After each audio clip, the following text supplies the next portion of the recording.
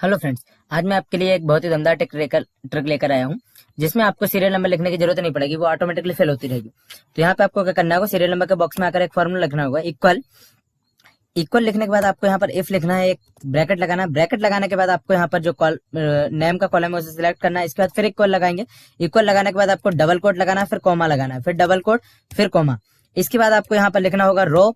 रो लिखने के बाद आप एक ब्रैकेट ओपन करेंगे, इसमें लिखेंगे आप 1:1 और ब्रैकेट 2 बार क्लोज कर इंटर कर दीजिए। इंटर करने के बाद आप फर्स्ट वाले उस बॉक्स को सिलेक्ट कीजिए और उसे नीचे ड्रैग कर दीजिए। इसके बाद आप नाम के कॉलम में जो भी लिखेंगे, जिस भी कॉलम को आपने सिलेक्ट किया उसमें आप जो भी लिखेंगे, तो यहाँ पर जो सीरियल नंबर है वो ऑटोमेटिकली यहाँ पर आता जाएगा। यहाँ पे आपको कोई भी सीरियल नंबर आपको टाइप करने की जरूरत नहीं पड़ेगी।